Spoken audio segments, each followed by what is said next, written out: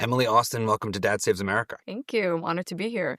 So we're here in Washington D.C. and before the camera started rolling, you're like, "Hey, maybe I'll move in. Maybe I'll move into the White House someday."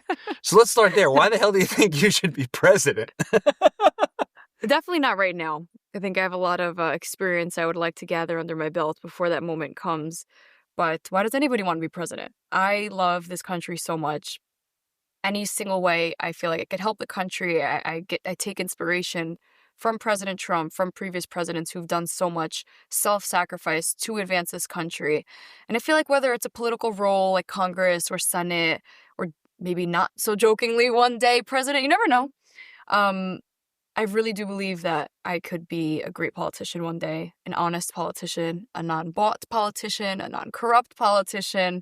When they say drain the swamp, unfortunately, there's a lot of truth behind it. There's so many twisted, conniving politicians, and I feel like that takes away the beauty of what America is, and it set a really poor example globally, like the Pelosi's of the world, what America truly means, and what democracy means, and I think we need more honest politicians.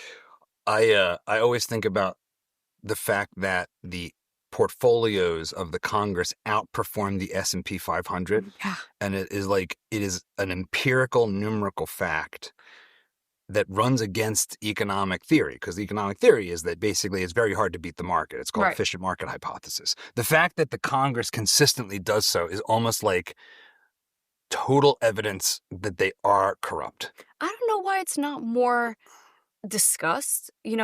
Why does nobody question how Nancy Pelosi's worth $300 million? Her salary's not making her that much.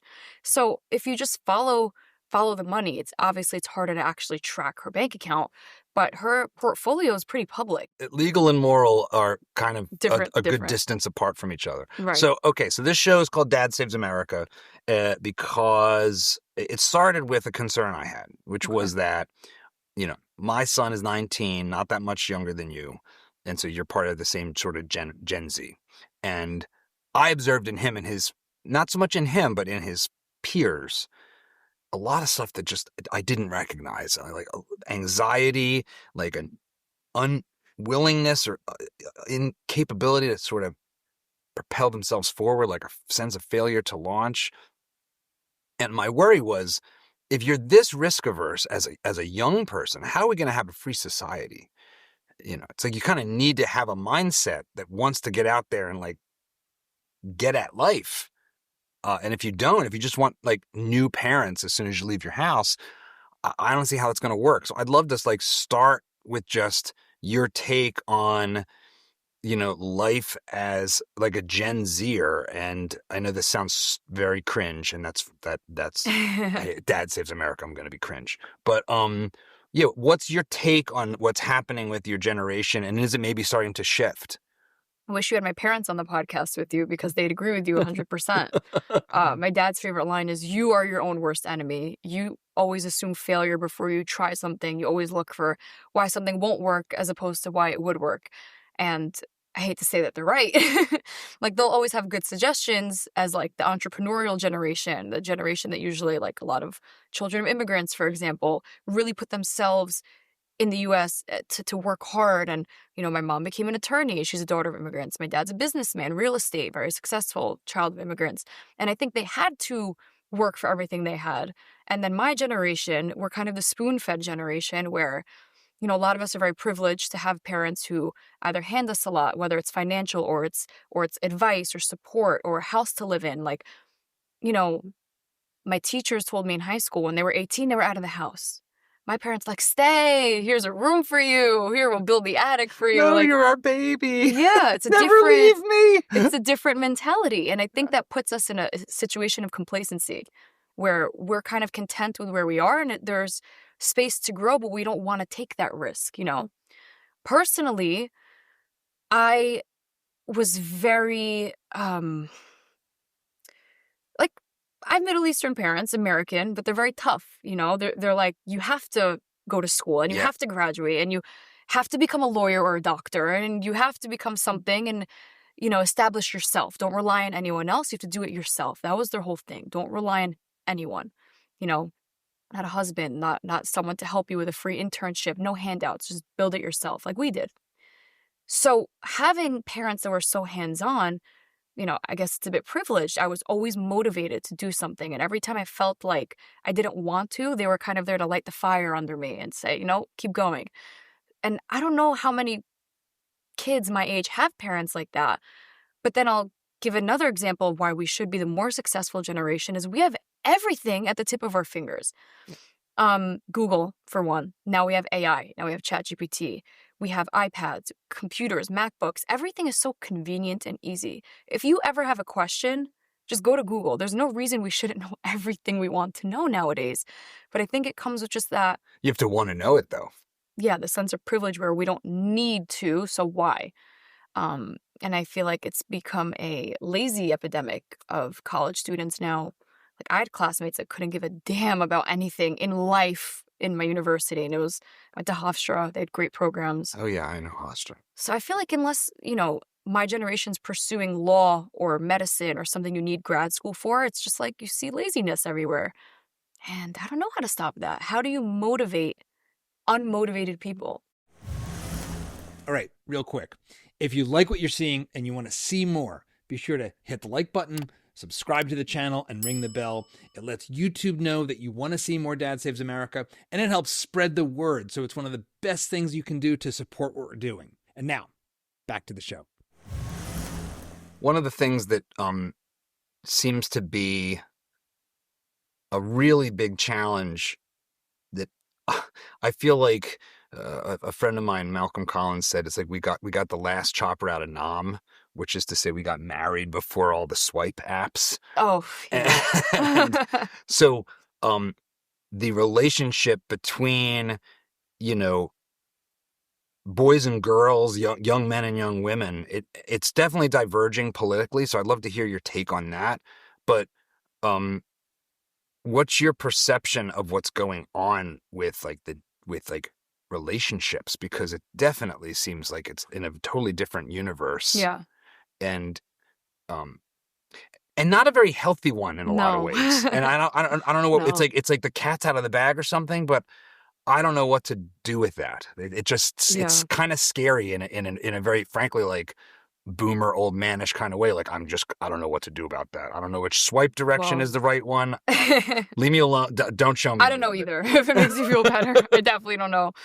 I know dating apps work for some people. I have like friends a bit older who've been married off of it. I don't think that that's normal. My parents met through a setup. A lot of their friends met through setups, which I think is like a traditional, nice way to get to meet someone. It's like literally a recommendation from a friend. But I think social media created toxicity within relationships because, of course, you only post the best of the best. Everyone in a miserable marriage might make it look like they're happy online, or the girl who's clearly a gold digger glorifies her relationship where you know that they're both being used by one another. And they glorify things that really aren't supposed to be the norm. And the grass always looks greener. So now take two normal people in a healthy relationship who might just be swiping online, and they say, well, why do they look happier than us? Why are they in the Maldives on this trip? And like, we're not. And it kind of creates this sense of like I said, the grass just looks greener on the other side, when in FOMO. reality it's not. Yeah, this sense of FOMO. And I feel like in relationships that creates insecurity and then disloyalty also, because it's never been easier to cheat. I mean, you swipe up on someone's story, you DM them, or, you just delete it. Like, it's never been easier to get away with it. And I feel like people take advantage of that. Yeah, my son was saying that he felt like, I have a lot more familiarity, I think, with the way, young men, partly being a father of a son, but some of the challenges they're facing. Although I had another guy, sort of your same age, Rudyard Lynch, is like an online sort of personality. I had him on, and the comment section was fundamentally different than what typically happens, and it was a lot of young men making fun of me for like being proud of my wife, frankly. And it was like, Beta, they called you? I'm a cuck because I said my wife's a strong personality. It's so mean. It's like, and I can roll my eyes, but it's actually my heart breaks for them, because it's like, you don't have an attitude that's set up to be successful in a relationship with an actual real woman. Well, that's because of gentlemen like Andrew Tate, because he teaches young men that if you support a woman, you're a beta. That's the new term. You know, they have alpha men, so now it's beta men. If you believe in like women's rights and women empowerment, you're this beta boy. And then they compare them to like these scrawny, weak men who have no spinal cord just because they are respectful to women, just because they don't dehumanize women, demoralize women. And it's literally like this select group of influencers that profit so much money off of, Dan Blazarian as a good example. Like his whole brand, which now turned into Jew hatred, but before it was Jew hatred, it was kind of this like pornographic page where he's always with models that are clearly paid to be there.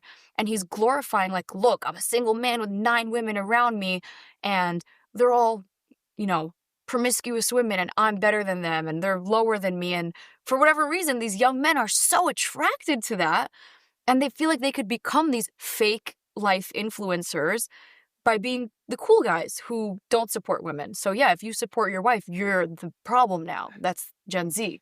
And I think the thing that, one of the things that I'm trying to figure out is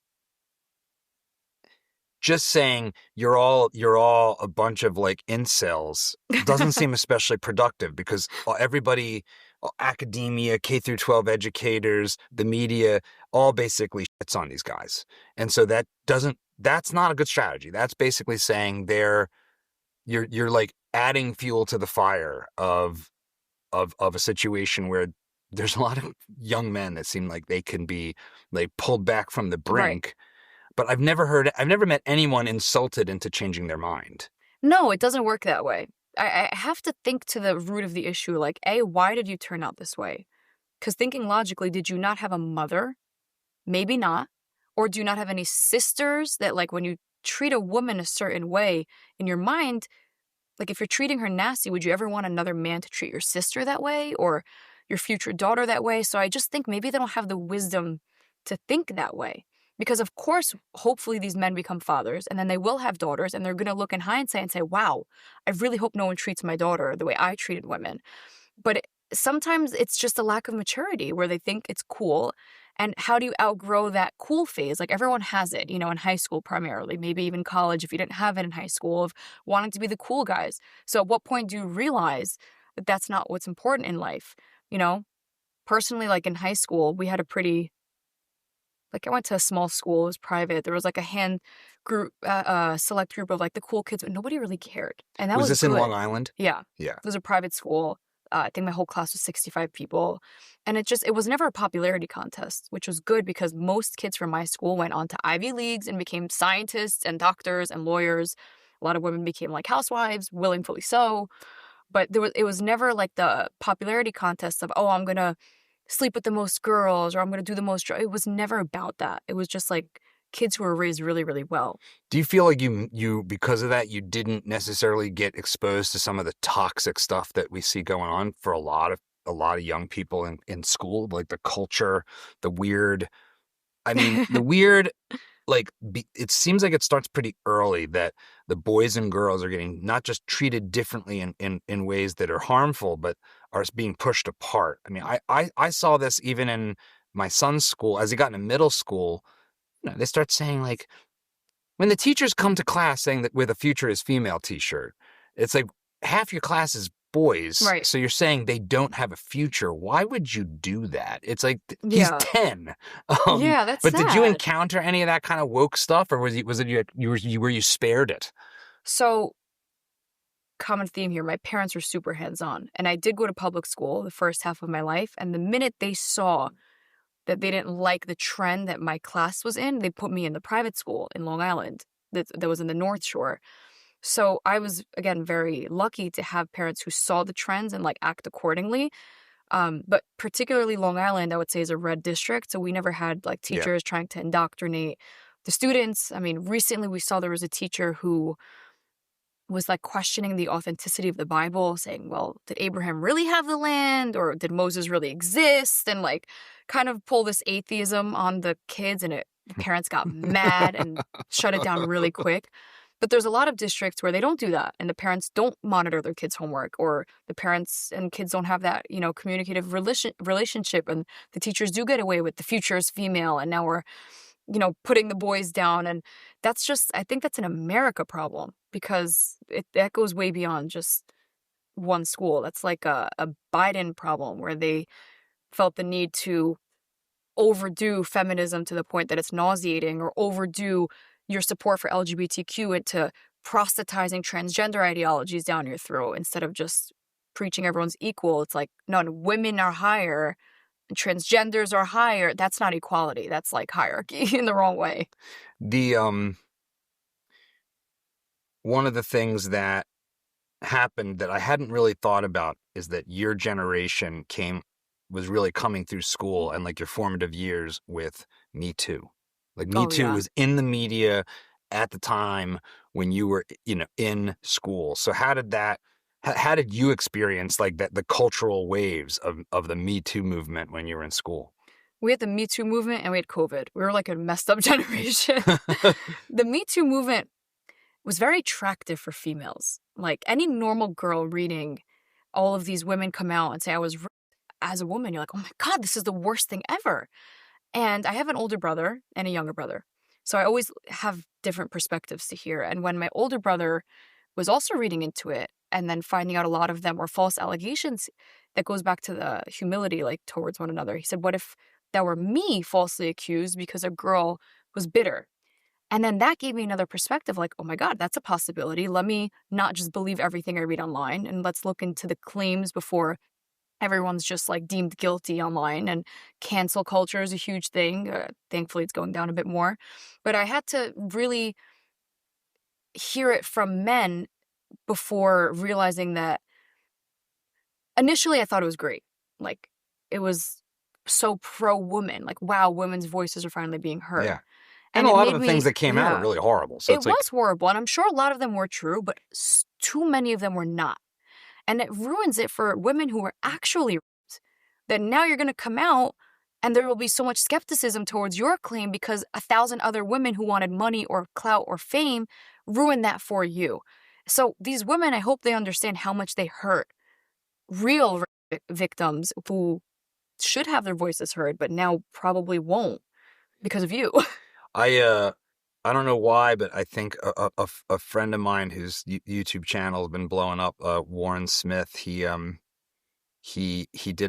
resurfaced the Amber Heard Yeah, clips like from her. Amber Heard. Like The that's hell's sort of like that? that seems like that may have been like a peak moment of this. Like how did you respond to that, to Amber Heard's whole situation? Because that felt like that was like the end of the Me Too era in some ways. Right. It kind of ended and then she reignited it. And then again, her narrative was debunked in court. And it was such a public hearing that I actually am humiliated on her behalf. When she first came out, again, I was like, wow, this is horrible. What a horrible guy Johnny Depp is. I hope he never acts again. And then I said, let's hear how the hearing goes in court. And it was so public. Whoever didn't listen to it, listen to it. Yeah. And then to hear how everything she said was disproved by evidence, I was like, how dare you? How dare you demonize Johnny Depp? By the way, everyone canceled him before he was proven guilty. Hollywood, his friends, his circle, the media deemed him as this rapist who beat up Amber Heard. And then to hear in court that it was all a lie, I was like, you're ruining it for all the women. This is just so unfair. What do you think is the current state of like young women right now? Like you're obviously, you're on TV and stuff, so you're kind of weird relative to like everyone. But what is your peers like? How do they see the world? How are their politics shifting? Because one of the things that was interesting about this recent election was in the run-up, we're being told that there's going to be, and I was expecting, frankly, a wider gender gap than there turned out to be. Like, especially, like, I think Gen Z young men, a majority of Gen Z young men voted for Trump, but the women was not like 30%. It was like in the 40s. Yeah. So that was kind of surprising to me. So are you seeing like a cultural transformation happen, like even just online with, young women your age politically? Yes, and I'm really excited about it. So I used to be more center-leaning right, and the right just kept growing. And I realize it's because a lot of the arguments that the left will use to turn women off from Republicans or even centrists leaning right are usually lies. So a lot of them are not, but most of them are. And I think in this election, there Give me an was example. Trump will ban abortion. He said he's going to leave it to the states, which is already the existing law. Now, when you hear an article, and by the way, personally, I'm very anti-abortion, but I also don't think it's right to tell someone else what to do. Like, it's just not, I'm not God. It's not my place to tell you what to do with yourself. If you want to do something that I don't believe is right, you have the free will to do so. And I think Republicans are also kind of getting on board with that more and more. Like, we have bigger fights to fight.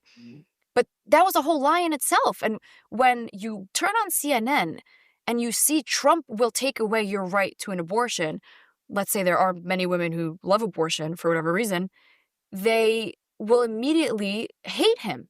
And for what? It's not even true. But you won't look into it too much because they probably already hate him because they call him a misogynist and a racist and every bad term that they could coin on him. So they're quick It's not to believe exactly the it. best husband in American history. You know, let me tell you something. I don't think any politician's a good husband. Unfortunately, they're good politicians. They're not great husbands. So as a woman, you have to think about what kind of guy you want to marry. I don't think I would love to marry a politician either. But that's it doesn't take away their... It's going to be a hard road to toe. Your path to the White House. Does that mean you're not going to be a very good wife if you want to be the president? I think inertly, I think women and men are just wired differently. I think women are more loyal just by character. I think we're more maternal, more empathetic. I can't say everyone in that case. I've met women who are like, you're not a woman. There's no way. Like, you're too masculine or cold or not maternal. But I'd say for the most part, you know, the political women are probably better equipped for their kids than the men. Just biologically, I do believe men and women are very, very different. And I think Interesting. It's most of the time correct. So what's happening? So you've got this changing culture politically and otherwise. What are you seeing happen now? Like you know, in the run up to the election and right now. I see fact checking going on both sides. I see that it's not so easy to get away with just saying whatever you want in the media and not having your claims looked into. So in this specific election, I would call it the fact checking election, the community note election. Yeah. Like, Biden said Trump raised inflation, and then there will be a community note like, no, he didn't. In fact, Obama raised the inflation. Or Trump will say, I believe in IVF, and then the community note will say, Trump said in an interview that he doesn't believe in IVF. So I think it gave regular people an opportunity to actually dig in deeper for who you're voting for, as opposed to 2016, where it's so polarized and, you know, fact checking wasn't really a big thing at the time, and social media just let whatever go viral without any scrutiny whatsoever. So I believe that people are doing their due diligence now, which they should. If you have the responsibility of going to a booth and voting for the next president, you should know every reason why. And what made me really proud of this election was that I saw a lot of celebrities come out pro Kamala. Yeah. Now, Like, really, I'm not... Almost all of them. Yeah, and it didn't work, which made me happy because on one hand, like, why would you take political advice from Taylor Swift, Cardi B, Meg Thee Stallion? Who would do that in their right mind? Like, what American is going to be like, you know what, my favorite singer voted for Kamala, so let me do that too. So it's a huge relief for me to see that we're thinking again. I think it is interesting because I think both sides can make claims to America becoming idiocracy. I heard that. And Like, what? have you seen the movie? No. Oh my God. I saw it on X the other day. Have you seen Back to the Future? A long time ago. Okay, well, I at was least like you saw it. 5. This is sort of, this is my, I had an old man moment at my Mateo's school, and I made a reference to Back to the Future, and all the kids looked at me like I had 2 heads, and I was like, oh no. Well, yeah, if I was 5, the culture's escaping. There's no way your son, no. 19, I don't think they watched that. Yeah, well, my son did, because You forced him to. yeah, because I'm a good father. So Ghostbusters, Back to the Future, these are the canon. Mm-hmm.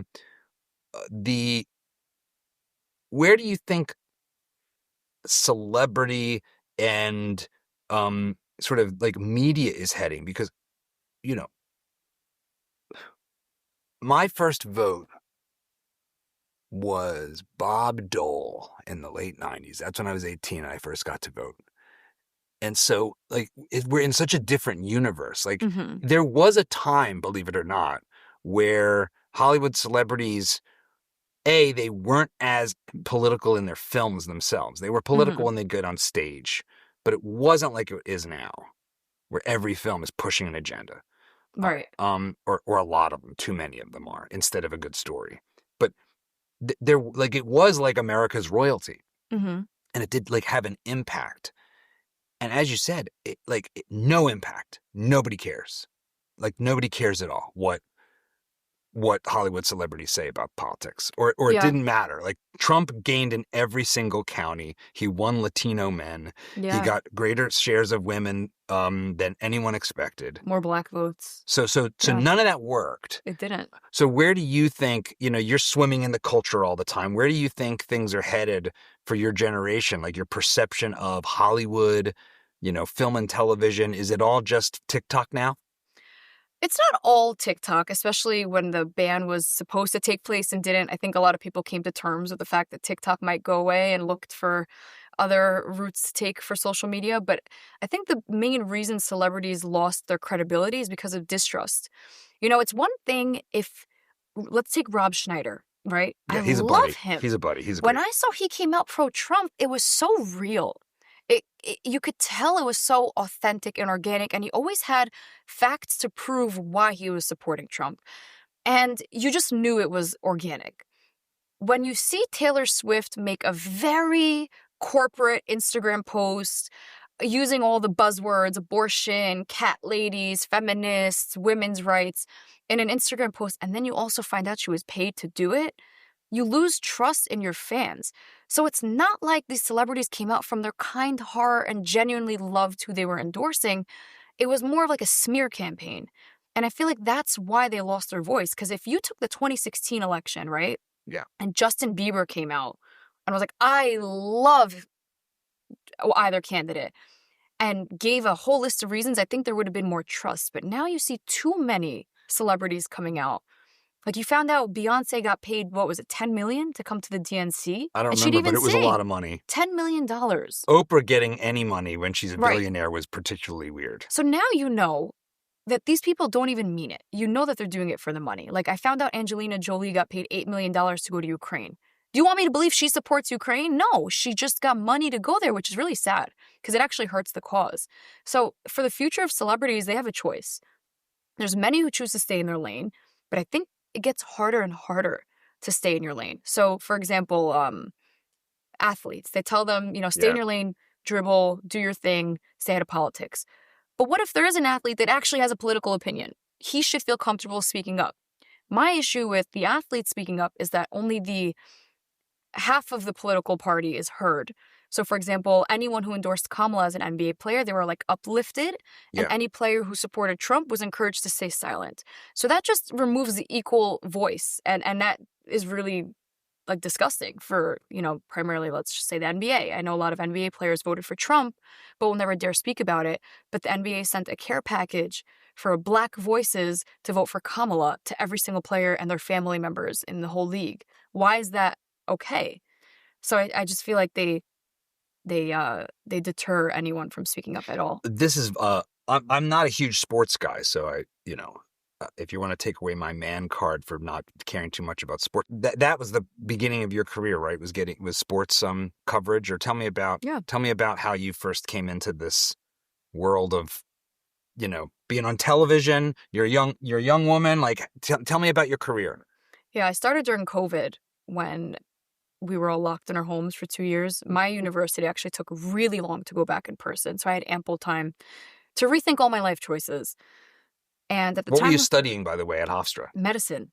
Oh, really? Premed. So I was thinking, I said, okay, well, if I finish Hofstra at 28 and then I start like this program and then I start residency and then I start fellowships, I'll be done by 34. And that instantly gave me a panic attack. I was like, I can't be in school for that long. There's no way. Like, I like to work. I like to actually get my hands on things and socialize. And I just realized maybe this isn't for me. That's pretty late to realize. How much of that was that sort of that like not too far away from immigrant, like doctor and lawyer is the default first, and like they're doctor or lawyer. I feel like, Yeah. I'm Italian background and I have a lot of doctors. Like my dad's a doctor. I have a lot of aunts and uncles, doctors and lawyers and engineers. It was like, okay, that's Yeah, it. engineer was an option too. Yeah. Well, my mother's a lawyer and her sister's a doctor. And her sister is like, I don't know, it was just always like I grew up until she was the prettiest girl in the world. So I was like, oh, I want to be a doctor like her. But I actually did enjoy it. Like I love biology. I love human anatomy. I detest chemistry, which was also a huge reason I didn't want to pursue it anymore. I almost flunked chemistry in high school. Chemistry was hard. High school, I definitely failed. But college, I was like, there's no room for failure. I'm on a scholarship here. My dad graduated with a degree in chemistry. Where was he to tutor me? I know, right? Yeah, he ended up going to Temple Med, but cool. He was like, oh, I'll start in chemistry. That way, if I can't get into medical school because of the quotas or because of whatever, I at least can have like a job that's going to be high paying, as a chemist or whatever. Yeah. But okay, so you're studying pre-med, loving everything but chemistry, and then COVID hits. What happens next? So I'm stuck at home and I was just rethinking, what can I do with myself? I had to think about my strengths, my weaknesses. I knew one of my strengths was that I don't shut up. So I found out you can actually make a career out of speaking. That was something from a young age. My teachers always told my parents, like, Emily, just chatterbox. And I was like, guys, you get paid for talking now. So it's cool. It is weird. An unlimited amount of talking can turn out to be an asset and not just annoying. It's a job. So I went to my dean. Or it can be annoying and an asset, I guess. Right. It's both. You can't win everyone.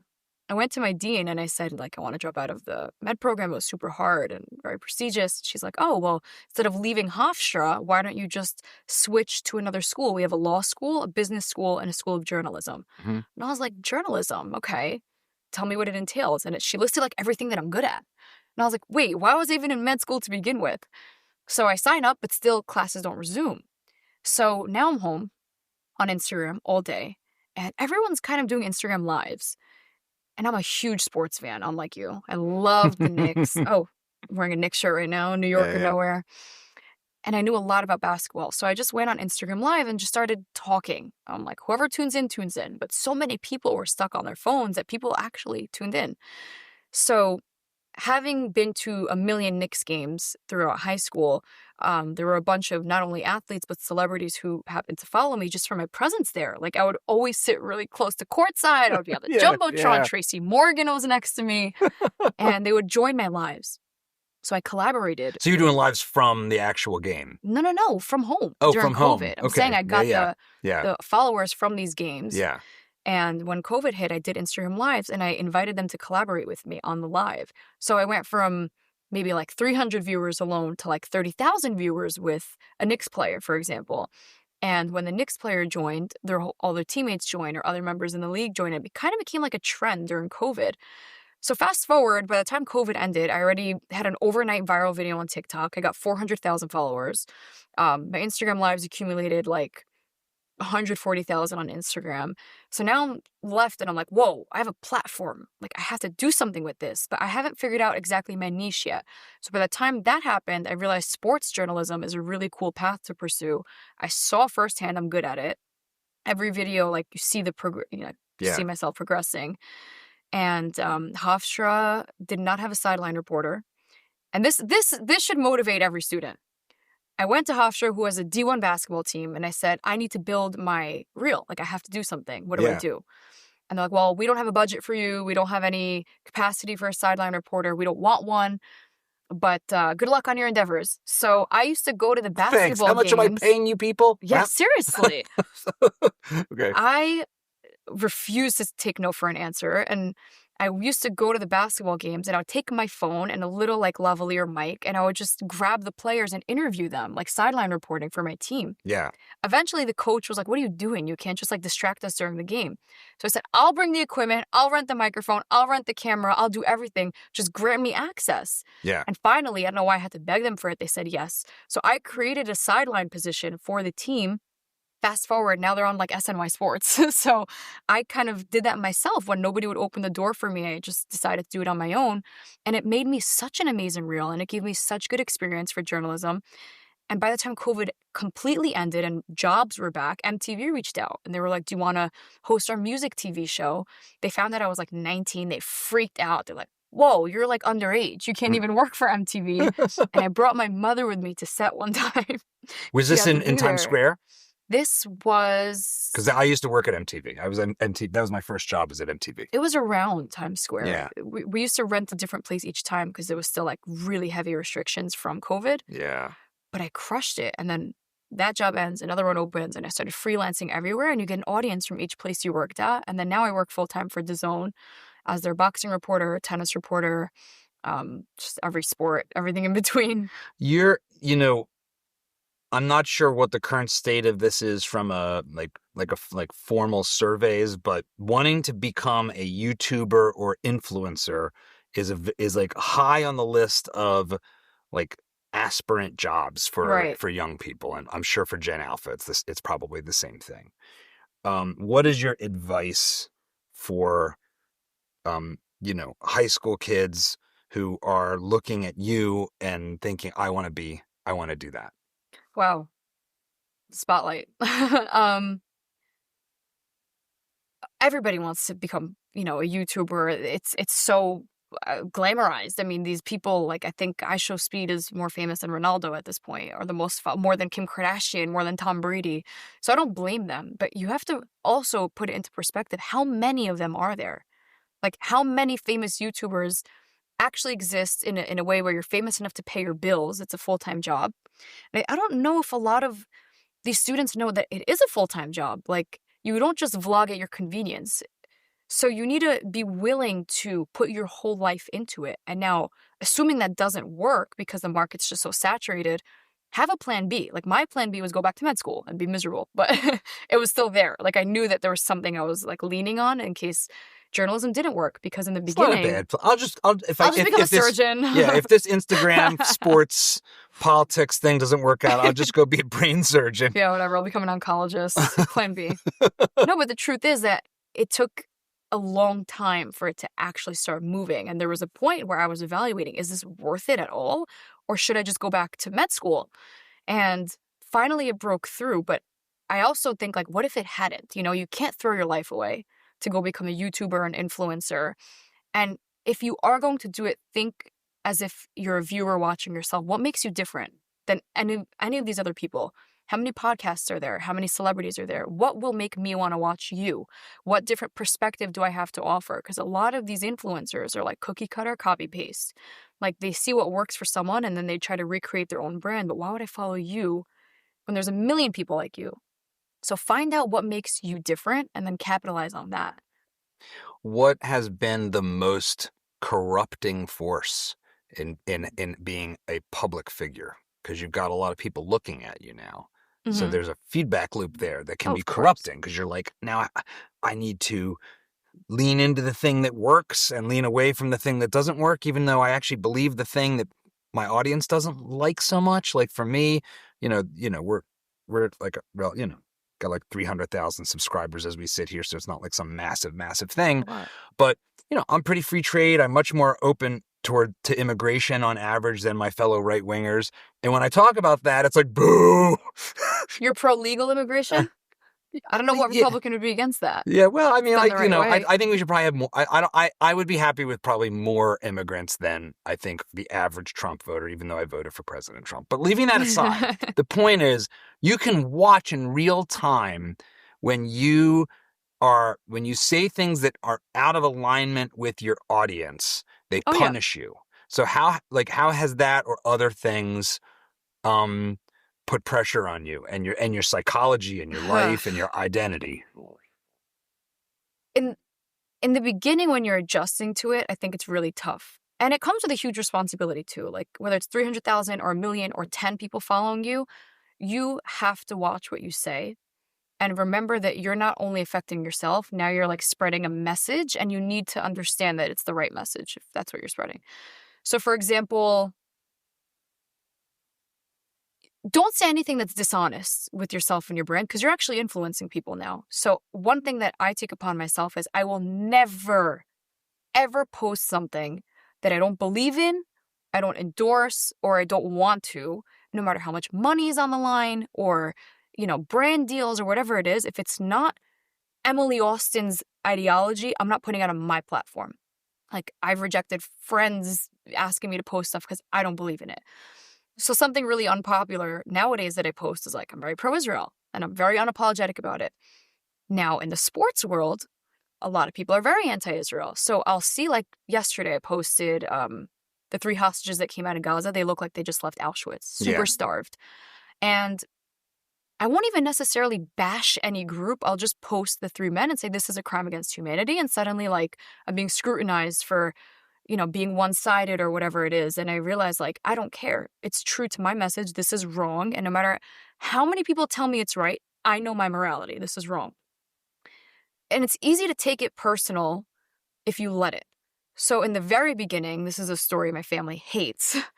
I said something in a speech that I genuinely meant from the bottom of my heart. I was talking about the Holocaust Remembrance Day. Are you and your family Jewish? Yeah. I was giving a never again type speech, how we should be allies for our community, they should be allies for us, a really like heartwarming speech. And I said, like, we won't be sheep to the slaughter because, we were lined up and slaughtered. Yeah. Now, one person decided to take that and then post it, I think I was also like maybe 2019 at the time, and say, Emily blamed the Holocaust on Jews. And I was like, I don't think I did that. But the whole article was surrounded by like sheep, as if like we didn't revolt, which I didn't say that because we did actually, like the Warsaw or whatever. There was plenty of times where we did. But I know there's a lot of Israelis who went to Israel before the Holocaust and even during. Who I know there's a conflict there, like just like internally, like culturally. Exactly. Like, why didn't you leave? Right. Exactly. And I just said never again. But this guy decided to write a whole like hit piece on me and say, like, Emily is anti-Semitic, which is so insane. And I remember getting so much pushback from that. So I was on X, and like it was just really, really toxic. I had to put my phone down for a few hours. And I remember, like, yesterday I went to my mom and I said, Mommy, I'm never speaking about this ever again. If this is what the reaction is like, screw everyone. I'm done with my advocacy. I'm sticking to sports forever. And literally the next morning, I saw something like super anti-Semitic, and I went back on X, like condemning it. And I said, I realized it's not for them. It's for me. I do it because I believe that it's right. I believe that it's true. And if everyone hates me for it, fine. But it happens to be that they don't. Like, I think the truth will always prevail, and your true intentions will always prevail. And my intentions are very pure, especially when I post something online. It's never for anything other than me believing it to be true. And I feel like that's what makes people want to follow me, because it's just my opinion. It's not branded or paid. So I'm not Jewish, but I worked in entertainment for a long time. I have a lot of Jewish friends. I dated an Orthodox Jewish girl for a time before my wife. Oh, wow. So, her dad was in the schmata business, as they say. Really? When October 7th happened, and so for one thing, like, one of my dearest friends, Russ Roberts, is actually the president of Shalem College in Israel. He's moved his family there. So the first thing I did was get on WhatsApp and check on Russ and just and he was the main person I know that lives there. But the immediate aftermath on college campuses around the world was so monstrously shocking, because there was no response yet. There was no retaliation. The fog of war, and war is horrible, and when bombs drop, innocent people die, and that is a disaster, and it is a humanitarian disaster. None of that started. It was just barbaric, butchering, heinous, horrible stuff that, had it happened to Americans, would have instantly launched like missiles in every direction. I'm so glad you said that. I always say, what if a Mexican group crossed the border, massacred Burning Man festival goers?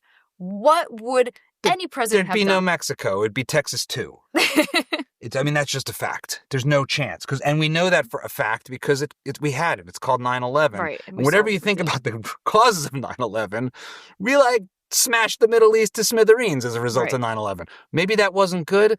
But that's what we Debatable. did. That's what we did. So I came out really strongly against those protests, and I stand by that. And I'm sort of at odds with some otherwise sympathetic people, I think, for being like, no, I don't.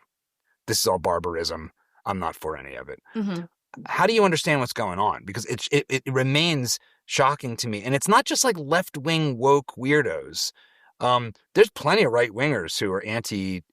I saw recent studies, again, who knows with these surveys, but I self-identified, Republican right-wingers, especially young people. There's at least as many, if not more, um, anti-Semitic sentiments on the right than Of the left. course. And I know anti-Semitism gets thrown around maybe too much, but how do you think about what's going on here? I think it's you heard of the horseshoe theory, where this is the extreme left and this is the extreme right, but they're closer than the people in the middle. Yeah. Yeah, like communists and the like alt-right are a lot closer than regular people. And it's just not like so highlighted anymore. Yeah. But like to me, a woke person and Candace Owens are one and one. Because they're both so extreme in their ideologies and they're both like conspiracy theorists and just nauseating. So they're a lot closer than I think your average liberal and conservative.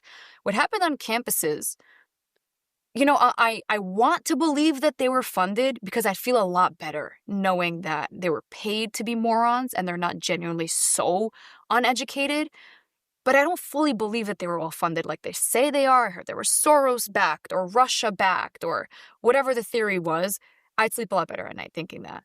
The truth is that the Well, Soros backed in and of itself is weird. I mean, he's right. a Jew. It's weird. Well, not every... But, Trump said not every Jew's a good Jew. But that's irrelevant right now. I'm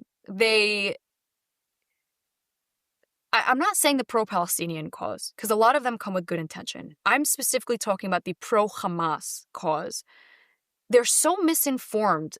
Hamas has done such a great job as maximizing civilian death count so that they can get the world's pity and making them look like they were the victims after slaughtering 1,300 and burning alive and raping innocent people and kidnapping them till today as we speak. But they've done such a good marketing campaign. Like, well, we lost 1 billion innocent Palestinian people, and they always inflate the numbers. And no one dares question why. Because Hamas will make it seem like Israel is killing all these innocent civilians, but they won't talk about how Hamas will put their wives and children on the front lines of the bombs instead of evacuating, and that's why so many innocent civilians are getting killed. And by the way, statistically, in any war, World War I, World War II, Israel has a better civilian to militant ratio than any war that's ever been fought in history. That's like fact-checked me on it, meaning they have like a 1-to-1, not like a 10-to-1 civilian soldier. So these wokies on campuses or extreme right alt-wingers, they don't look at the facts. They look at the heartfelt emotion. And yes, innocent people dying is so sad. But the Israeli innocent people dying is justified because they argue, well, resistance is justified at all costs, at any means. But the innocent Palestinians dying at Hamas's hands is bad, and Israel doesn't deserve to exist because of it. But they'll never actually look at why. For example, I spoke to, I don't think they're pro-Hamas anymore, but I spoke to like someone who thought they were advocating for Palestinians. And I said, do you know that the IDF drops leaflets warning them to evacuate? Like, who does that in a war? Hey, we're going to attack here. Now the IDF, they're sitting ducks because they know when and who and what is coming. And Hamas, in response to the IDF's warning, will stack up civilians as human shields to try to deter the IDF. And nobody knows that because they don't care to know. They just want to look at, whatever the media is telling them and not do their due diligence anymore. And I feel like that's the big problem. When you hear, what was it in the first month? 40,000 innocent Palestinians died. Of course, any normal person is going to feel bad. But they'll never look at why. And I feel like it's just like, maybe it's easier to live naive. I'm not sure what it is, but it's harmful. It is a strange, it is, I have my own feelings about the actual conflict. To some extent, they're all caveated by just ignorance. It's like, I'm not over there. I don't have enough information. I'm inclined towards the Israeli side because I just think they're more like Western civilization. Well, I could tell you I've been to Israel a ton. And what people don't even know is even in non-wartime, like there's always missiles being shot. And I'm talking on a regular day. I'm at the beach in Tel Aviv, and the sirens go off, and it's so standard now. The sirens go off, you need to run to the nearest bomb shelter and duck for 10 minutes, then you go back to the beach, and another siren goes off. And nobody talks about that. Nobody talks about how 24/7 all of the countries surrounding Israel are throwing rockets there. Imagine Israel didn't have an Iron Dome. How many innocent civilians on the beach would be killed per missile that they send? And it's like they never run out of money for missiles. You're starving, you have no water, you have no food, you have no electricity. But you have endless concrete to build tunnels. You have endless money to build rockets. Yet somehow all of the innocent civilians in Palestine are documenting the hostages leaving and partying and parading them with their brand new iPhones, clearly with a lot of electricity. And it's like no one's smart enough to call out their hypocrisy or their lies. It's in your face. It's online. It's completely understandable as a Jewish American to be very passionate about Israel. Why should any other American care?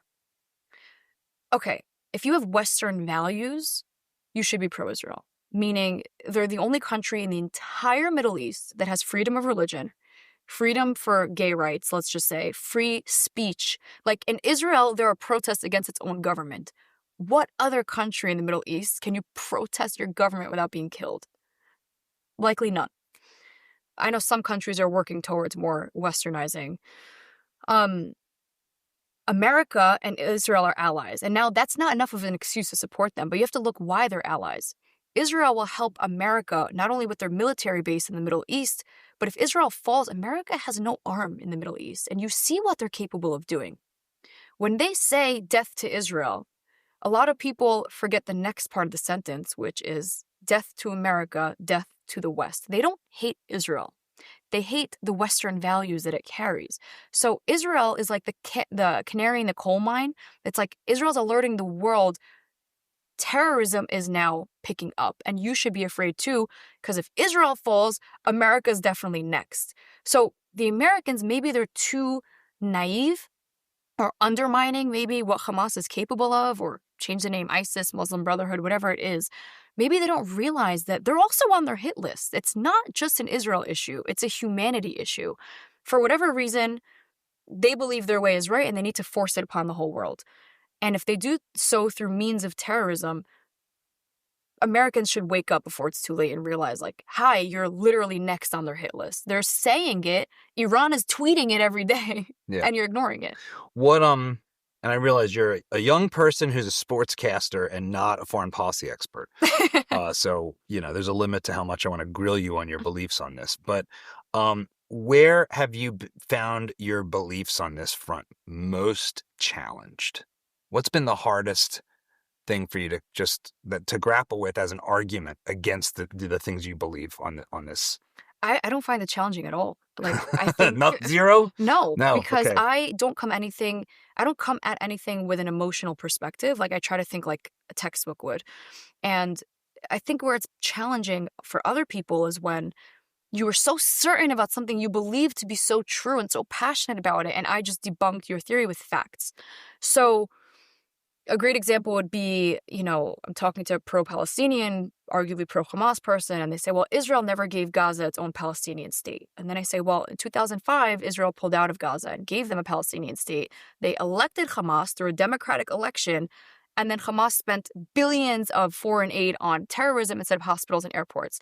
And they're like, that's not true. And I'm like, debunk that. And they can't. Another example is that nobody knows Egypt had Gaza from 1948 to 1967, and then Jordan had Gaza, and they didn't establish a Palestinian state either. When I tell them Kuwait expelled 10,000 Palestinians and Jordan expelled hundreds of thousands of Palestinians, but when Israel wants to do it, it's a problem, they're like, well, that can't be true. And then you go to your phone and it's true. And it's like, I make people question what they thought they believed in or what they thought were facts. And they don't react well to it. You think if you prove someone wrong, they change their mind. But when they just get angry at you, it's like, sorry, you were told lies, but this is the reality. Why would anyone walk down the street with a sign saying "Queers for Palestine"?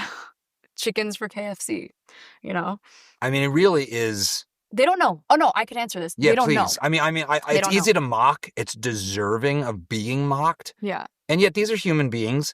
They think they're taking a position that's towards justice. So what's going on there? I'm going to send you a video. Maybe you can edit it into the podcast. I went to the RNC in Milwaukee, and there was a huge Palestine protest. And I was like, time to educate people. And I walked right up to the most queer-looking person I can find. I promise you. This conversation's going great so far. No, keep going. This keep girl, going. like, it screamed, I'm non-binary. She was bald. I don't know if she was she, by the way, but let's just say she was.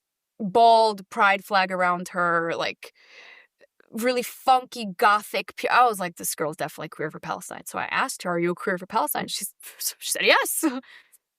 And I said, do you know, literally this was it. I said, do you know in Gaza and any Palestinian territory, it is illegal to be LGBTQ. In fact, they throw them off of roofs. And then I showed her a video of them throwing a guy off of a roof and then tying his feet to a motorcycle and dragging him around so everyone could spit on him because he was caught kissing another guy.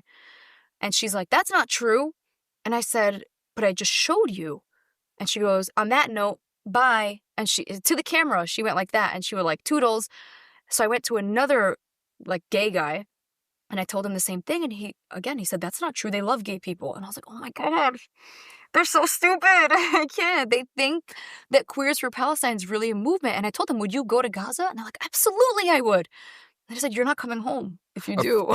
A friend of mine has launched a campaign. Have you seen this? When if you host a gay pride parade in Gaza, you'll win $1 million. Oh, really? I think it might still be going. They don't even have to go to Gaza. Nobody's taken them up on the offer yet for the $1 million prize.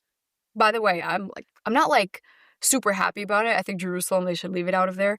But in Jerusalem and Tel Aviv, they have a huge pride parade every single year. Like, you won't find that in any other country in that region. I'm not a big fan of pride parades either. I'm not in Jerusalem. If you want to do it in Tel Aviv, go ahead. Leave Jerusalem. Like, last time I checked, pride is like a sin. So I don't know. So Donald Trump, who you're all over Trump administration from a social media standpoint. You're a fan of Trump, I take it. I am. He recently came out on television with Benjamin Netanyahu by his side and said, effectively, like, we're going to own Gaza. It's going to be great real estate. We're going to build some hotels. It's going to be amazing. We'll get rid of the people there, but maybe they can come back and they got to live a good life. It was, it was rambling, but it was like the U.S. is going to buy or acquire or simply take the Gaza Strip, clear it of all the debris and do something with that. What is your interpretation? Yeah, it's like, what is your interpretation? How did you receive this press conference? What do you think of this? I'm just curious. It took me a day to figure out why he would do that, because I know he's not spending our taxpaying money on buying Gaza. There's just no way. He wouldn't. Just add it to the shopping cart with Greenland and the Panama Canal, though, right? I said, I know he's thinking outside the box. I can't figure out what exactly he's trying to do. I know he's not going to develop Gaza. Nobody wants the burden, and it's so random. It's like, maybe he'll buy it and give it to Israel, but I was like, I know Israel doesn't want it either. All of that goes great, by the way. None of that goes... Figured it out, though. Okay. I think I'm right. Okay. Well, actually, I know I'm right. So, Trump effectively The hubris did that. of youth. Go ahead. A lot of it, by the way. I believe Trump did that because he wanted to make a bold statement to all of the Middle East saying, look, it's been 2 years of this conflict. No country in the Arab region wants to intervene and help Gaza. Okay, I'll do it. Say something now. But in reality, I think what he was doing was lighting a fire under all the other countries saying, I'm really going to take it if you don't.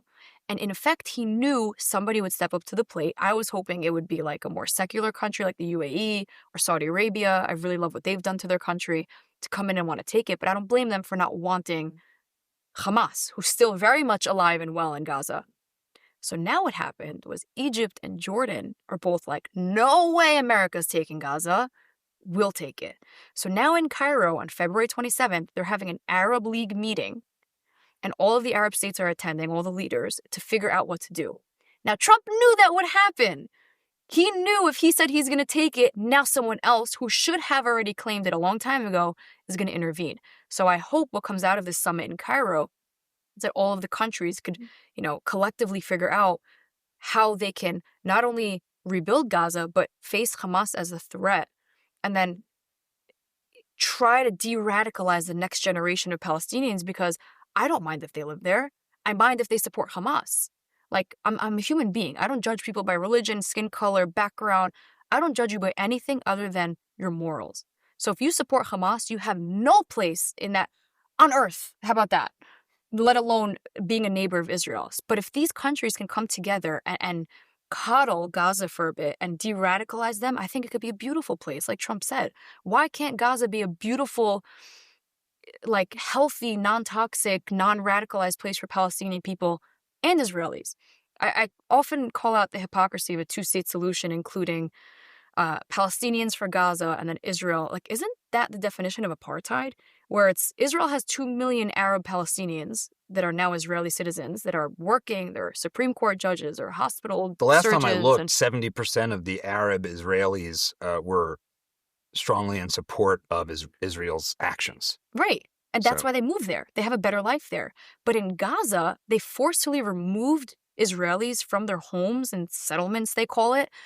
Isn't a solution peaceful? Like, how do you segregate Jews and Muslims and you call that a solution for peace? That's arguably making tensions worse because now you're neighbors and you don't coexist. It's disgusting. I think the solution should be make Gaza beautiful again, like Trump said. Let the Palestinians live there. If you support terrorism, go to a country that supports terrorism. Go to Iran. Go to Turkey. They love Hamas, but they don't want them. That's the problem. They don't want the Palestinians. So Gaza is their best option. Trump would honestly be a great option, but he doesn't want that.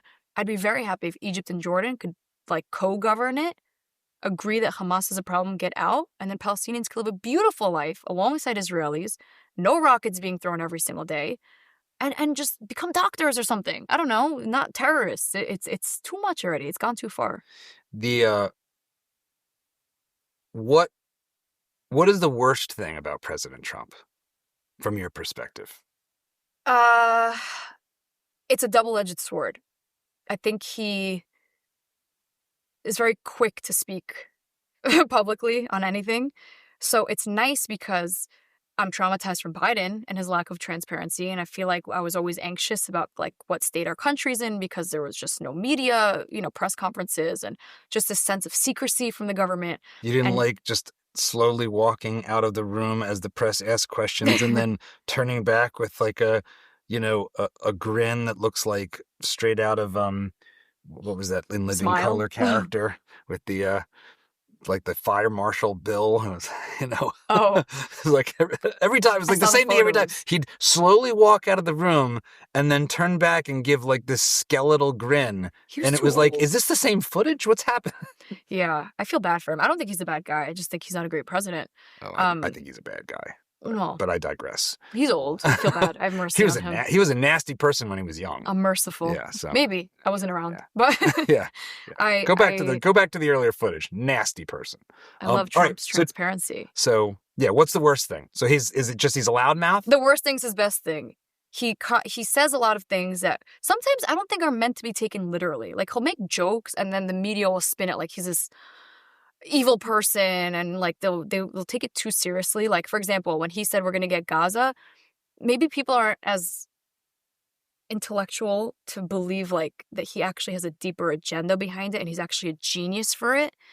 And it's not the president's job to have to explain every single detail to the people because you also need like influence and you need sometimes the message to be delivered. Like, Trump needed to say the Gaza thing for the ripple effect to happen, which is in fact happening. But the Americans didn't see it that way. They're like, oh my God, he's buying Gaza. How could he? Which, why not if he wanted to? But I believe that it's also his strongest There's asset. some arguments for why not. Well, his transparency is so amazing. Like, yes, he can overshare, but I'd rather know too much than not know what the hell is going on with my country. One of the things that is I'm curious how you think about like being a New Yorker. I think like being a New Yorker is a different experience of Donald Trump than most of the rest of the country, because like New York, I spent 12 years working in the city, and even before that, I used to wait tables at Trump Marina in Atlantic City. So I actually I'm an East Coast guy through and through. So his like bravado and craziness, it's more comfortable to me. How do you think about that? Do you think that being a New Yorker maybe makes you a little more comfortable with some of like what just looks kind of nuts to a lot of other people. I never thought about that. I do think so, actually, now that you pointed out. I feel New Yorkers, I always say it, we're just a different breed. Like, New York is such a fast-paced, cold-blooded, cutthroat city that, like, you don't really have a choice. Like, New York is eat or be eaten type city. There's so much opportunity. Everybody wants the same opportunity. New York is a city where I say if someone's getting stabbed on the street, people will walk by and, like, not help, which is why I appreciate Daniel Penny. Shout out to you. It's just a very, very cold city. And I think not its best character. no, it's not, but that's the reality of it. Yeah. And I think it's desensitized people a lot or made them very tough, which is not a bad thing, by the way. Like, sorry, it's not a nice world we live in. Arguably, it's a lot more evil than good in this world. So to be tough doesn't hurt you. One of the things I've thought about is that because New York is dense, it's like, because when you live there, people come in, they come to Times Square, and I hate that's Times Square. that's like going to Disneyland and thinking you went to Paris because you went to the Disneyland Paris. But if you live in New York City, you actually find a lot of warmth. You find a lot of like local, you quickly get into a little groove where the city's not nearly as big as you think. Mhm. And you're encountering people all the time. I would run into people on the subway that I knew regularly, which seems like it's almost mathematically impossible. Right, actually, yeah. But I think to live in a city that dense, you do, I almost like anthropologically, like you need to not look everyone in the eye. Like you'll burn out. Like you kind of have to like get from A to B, Mm-hmm. and you're just swimming in the mass of humanity. And that's like a different mode than if you don't live in a city like Right. that. I live in Long Island, but I work in the city. Like I used to speechwrite for the Israeli ambassador to the UN.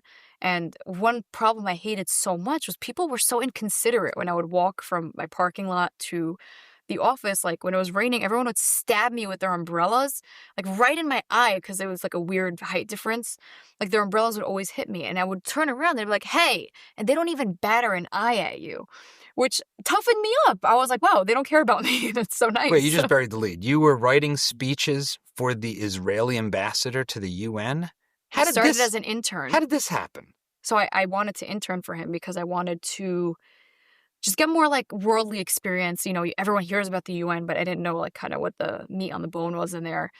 And wow, what an experience. Like really to see how the world functions on a global stage and how corrupt some people are and how evil some people are and how good some people are, and working for the ambassador and like shadowing him in every meeting and going to the General Assembly with This him. was the Israeli ambassador, not the U.S. ambassador to Israel. No, the ambassador for the U.S. was Linda Green something. I don't know. Nice woman. Biden appointed her. So this was the Israeli ambassador to the UN. Okay. And that was my first experience, like really being in Manhattan every day, all day. And I was like, people here are just different. They don't care about anything. But that's why they call it the concrete jungle. It's a jungle, but it's made of concrete. If you can make it there, you can make it anywhere. It's true. And to some extent, it really does. When we, one of the things that's always been so hard about the city, from my perspective, is when you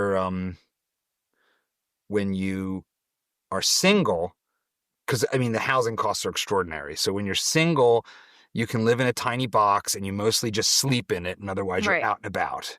And actually, you can eat pretty cheap in the city. You can still get a cheap slice of pizza that's fantastic. The street food can be awesome. And then if you marry someone and if you both can deal with living in the box, the city continues to work fine for you. Mm-hmm. The second you want to have a family, you want to be in a neighborhood with a good school or be able to afford a private school, the jump to the kind of income you need to have for that city not to eat you alive is extraordinary. Yeah, you have to move to, usually I think what's popular is Jersey because you're right across the tunnel. That's what I did. I moved to Hoboken and then to Verona. Yeah, Hoboken's beautiful, by the way. Stunning. So this is this touches on something that in some ways I feel like all of America has become Manhattan for Gen Z. And what I mean by that, and I'm curious if you're even starting to encounter this at all. Maybe you're not quite ready for it. Housing costs is like one of the top things. I people on my staff who are your age or maybe a little older, and they're like, I'm just never going to be able to afford a house. Well, I Okay. There's two reasons for that. There's, first of all, crazy mortgage rates, which I know because my dad does mortgages. And I always hear from him, like, I feel bad for people who need mortgages these days. Like, they come to me and the rates are outrageous. It's inflation, which happened under Biden. Whatever. Talk about that another time. And then secondly, um, it's not a problem, actually. I think it's just a slower process for Gen Zers. A lot of my friends are choosing to go to grad school now, um, which just costs them more and then makes them start working and making money at a later age. So, like, I chose to, first of all, finish school while working because I had a great job in television. I didn't want to really like sacrifice any of the opportunities. So I just started making money earlier. But I have many friends who have very bright futures that just want to finish their schooling first instead of working. And I can't see them being able to afford a house until they're like 30 because they won't have enough money for it. And it's because of a personal decision they made. On the other hand, rates are really low, minimum wages at least. Like, you'll never be able to afford a house if you're living on minimum wage working one job. And mortgages are really unaffordable. And housing costs are higher than ever. Yeah. Like, my childhood home and then my house now, they just keep growing in value. And I was like, whoa. Obviously, the industry I'm in, we make a lot of money. It's television. So, like, it's a privilege to be able to afford a house. But I still live at home in Long Island. Like, I have a nice house in Long Island. I don't want to leave. I would never live in the city. It's not even because I can't afford to. It's because I don't want to. I don't want to live in, like, such a cold environment when I have my family at home and my dog and who's in the room with us right now. As you look ahead to where things are headed, like in the country, how do you think about like where the next 4 years and beyond? Like, are you optimistic about the future? Where's your head at? I'm very optimistic. I feel that Trump will really reinstate a sense of like patriotism. I feel like it's so overlooked for some reason. Like, loving your country is very important because it's motivating. I think we touched on it, a lot of issues with Gen Zers is like laziness, but I hope Trump will ignite like a work ethic among Gen Zers. I know they started to reinstate, everyone has to go back to office now. Why did it take so long? COVID's been over for years now. And I feel like that's going to drive people to work harder and do better, both personally and work-wise. And I really do believe that if he delivers what he promised, which is lower rates, more affordable housing, affordable groceries, more American jobs, drill baby drill, it sounds amazing. And I think he could very much do it. He's capable of doing it. We just have to see it unfold now. He recently signed an executive order with Riley Gaines in the room to ban trans women, people born with a penis, from playing in women's sports. Mm-hmm. I obviously know where you're coming from, but how do you think about this? What kind of conversations have you gotten into around this? Because the trans issue, frankly, has been a head scrambler for me. Not because I don't know where I stand, but because I'm sort of shocked by some of the stances I see people taking. It's like this, like it's like I don't get it. It's like it was like we landed on Mars all of a sudden 5 years ago, and I don't know how people believe the things they're saying. So, what's your take on all this? I'll tell you a funny story. I was in the car on the way to a boxing fight in Saudi Arabia or UK. I think it was London, and my co-hosts on air are in the same car. And one of the co-hosts goes, "Wow, I can't believe what they're doing to that boxer, Iman Khalif. Remember the boxer in the Olympics? Yeah. She was born a boy but fought as a woman and obviously won." So he's like, "I can't believe what they're doing to her. Like, I can't believe what's going on." And I said, "Yeah, me too. How outrageous is it?" And he's like, "Yeah, it's beyond outrageous. I'm going to tweet about it." I was like, "Yeah, if you tweet about it, I'll tweet about it too. It's so cool. We could tweet together." And then I check his Twitter and he tweets, "They should let her box. It's outrageous that they're not letting her, because she's a transgender, participate in the Olympics." And I was like, what? I was going to tweet that she should never be allowed to fight because she was born a man and that's unfair to women. And he's like, "I think you're disgusting for that." And I said, "Well, you're a man. So obviously, I don't really take your comment seriously on this. As a woman, I grew up playing tennis. Like, competitively, never had a play date growing up. My life was eat, breathe, sleep tennis. Now, no matter how good I was, my brother, who trained half as much as me and cared half as much as me, could beat me with his left hand. Like, not even a competition. He's stronger. It physically hurt my wrists to return his serves. That's not fair. It's a biological advantage that men have. So if you now identify as a woman, and personally, I don't care. Like I said earlier, it's not my problem to deal with. That's you and God. I actually have transgender friends. I don't care how much I like you as a person. You should not feel one day that you're a woman and start dominating women's sports, because it takes away all motivation for women to even sacrifice their time and effort becoming an athlete. It takes away opportunities from them. Now you see the Olympics, you're putting transgender men instead of a woman who trained her whole life. It's appalling it took this long to even put that executive order. So I live in Long Island. I mentioned that a few times. My county executive, Bruce Blakeman, was one of the first people to ban transgender women, like biologically born men, from playing in sports. And he got death threats to his home to the point that he needed like 24/7 security because he was so heavily scrutinized and threatened by doing that. I was so proud of him. I'm still so proud of him because he did it before Trump was even in office. But I'm so ashamed that so many people will defend trans women in humiliating real biological born women in their own sport that they worked so hard for. The one of the things that's interesting is talking about tennis. I remember there was a clip of Serena Williams? No, it was on like a Sports Center type conversation. It's the tennis player with the curly hair that's got like a big mouth. I'm forgetting his name for some reason. It's Murray? escaping me. No, he's like an older guy. John McEnroe. Yeah. So John McEnroe is asked about, is Serena Williams the greatest tennis player ever? Period. And he's like, well, no, of course she'd be like 200th if you rank her according to, just pure capability. And the hosts were shocked. And when you heard it as a viewer, you thought, where did he get that number from? But then it turned out that actually she was beat. I think I'm getting this right, that she was actually beaten by someone who was roughly ranked 200th, who's a man. Like that he actually knew what he was talking about. And as tremendous an athlete as she is, the biological differences make it that she doesn't crack the top 200 if it's just a free-for-all, men versus women. So she has a clip, it was from radio 12 years ago, where they asked her, can you beat, and they named, I forgot his name. I think it was Murray, but don't quote me on that. He was a top 10, but more towards 10 male. Yeah. And she answered immediately, no way, he would beat me 6-love, 6-love. And I'm like, yeah, he would. And like, I don't know why that's so shocking to people. It's just the reality. It's like some people just choose to live in an alternate universe that doesn't exist, where like men and women are equal. Like, we're not.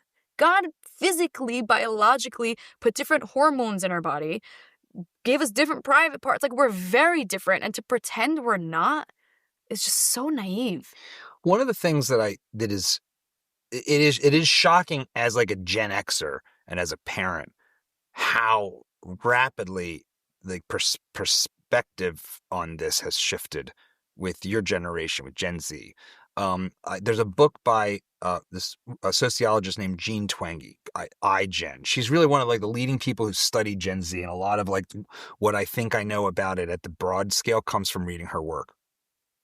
This is the issue that has moved the farthest, the fastest, is support for gender fluidity and even you're saying like LGBTQ, this like blob, which is a totally different bunch of people that all gets lumped together. Yeah. Why do you think that is? What in your, you came up through this, so this is like maybe you're a fish in this water and you don't have a perspective. But why do you think the culture around gender has shifted so dramatically with your generation? Like growing up, like all of this, if you took a clip from modern social media to when I was a kid, it would be indecipherable. Like you wouldn't even know what you're looking at.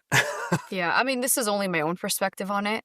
I believe people who are, I don't necessarily just think going through a tough time, but people who are lost internally, spiritually, religiously, and need to find themselves, when someone online is telling you like, oh, me becoming transgender, I found myself. I'm embracing who I really am. I think it just puts ideas in your brain that, oh, maybe that's why I'm so miserable, because maybe I'm not a woman, maybe I'm a boy.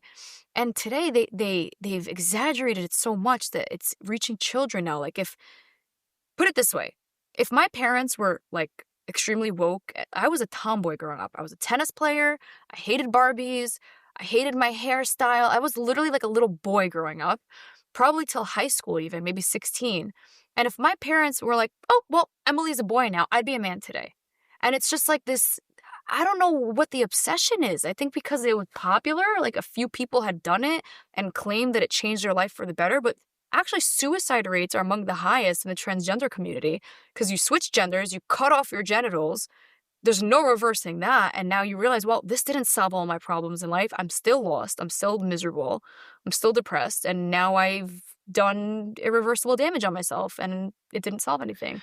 What do you to especially the young girls, because it seems like that's the newest phenomenon, is this like Jordan Peterson talks about this, and he has been for a long time, that because women are more social, bulimia and anorexia have proven to be socially contagious, that there's this social contagion factor at work. And then on top of that, my wife has, and we actually just talked about this week. She's like, when my breasts started to develop, I didn't like that. It was uncomfortable. I didn't like the attention that I was getting.